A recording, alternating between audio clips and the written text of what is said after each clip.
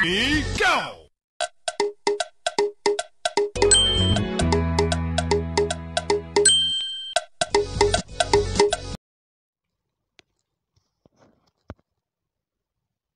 Breaking news. Welcome to today's headlines. What federal government should do with Nnamdi Kanu?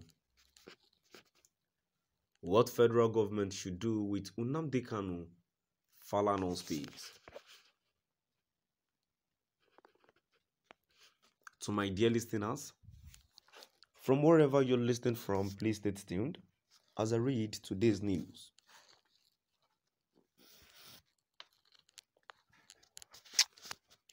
Human rights lawyer Femi Falana-San has advised the government to sit down with the leader of the indigenous people of Biafra, IPOB,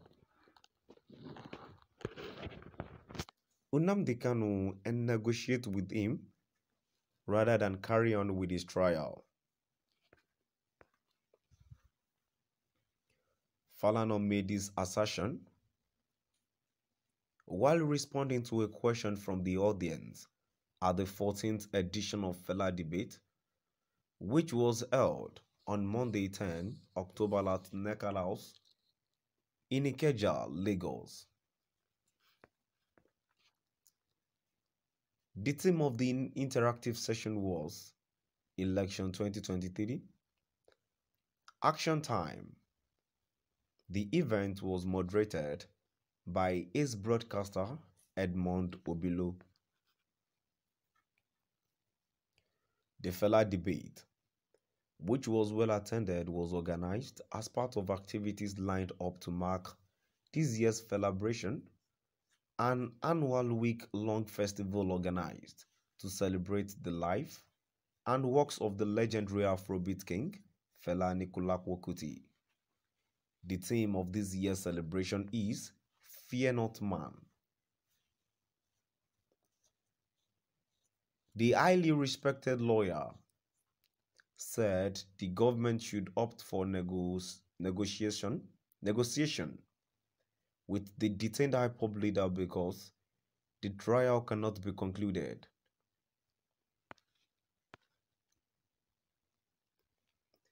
He also said the government is not competent to try him, citing the case involving the publisher of Sahara Reporters, Omoyele Sowore, whom the government arrested and charged with treasonable felony in 2019. Until now has not been concluded because the government kept adjourning the case.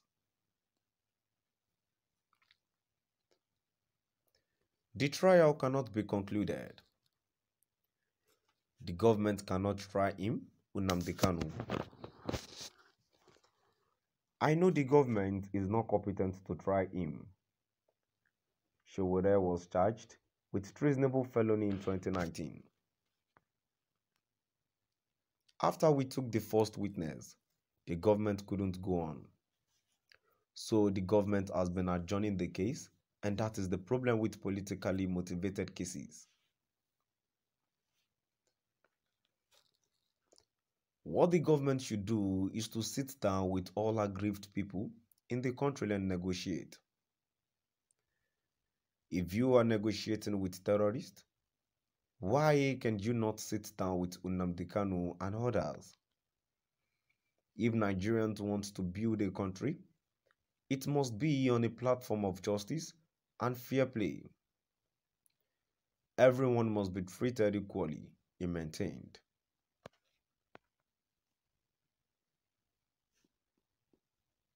Falana went further to say, Nigerians got it wrong when they thought about the developmental challenges the country is facing is premised on ethnicity.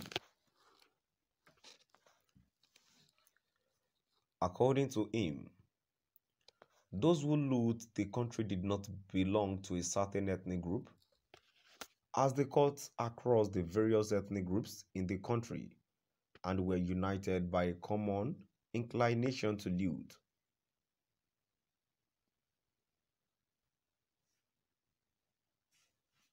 According to him,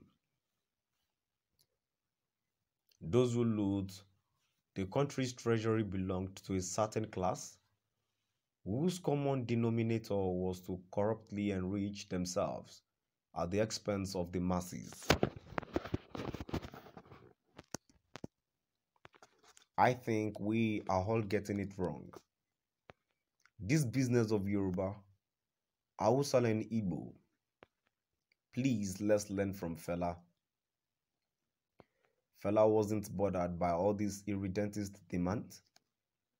Fela's own was on a class basis. When he was speaking about authority stealing, warning all of us in the 70s that a group of people have devised their language for looting. And for those of us who were lawyers, we were like, what is this guy talking about? Fela said a common man has stolen something at the bus stop, and out of confusion, the ordinary people too would shout ole ole and put a tile on his neck and burn him. We are still going on with the kind of mob justice in Nigeria today, but according to Fela, turn your side to the other side. Criminals will steal billions with a pen. Fela said pen gets power, gun no get. And Fela was not talking of Yoruba, Igbo and Hausa. He said all these crimes in alliance with imperialism, ITT. All of them, we are working hand in hand to pauperize the African people, he said.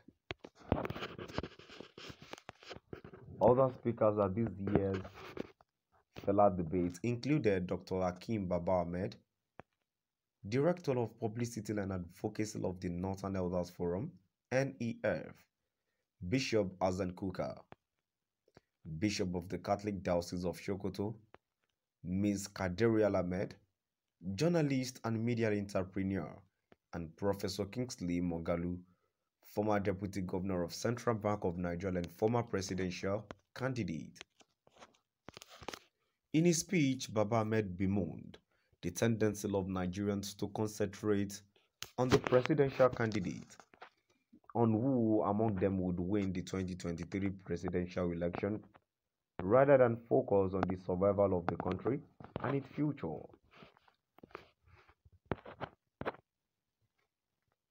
So my dear listeners, now we've come to the end of our today's news. Please do drop by at the comment section and let's know what your view is all about. Thank you for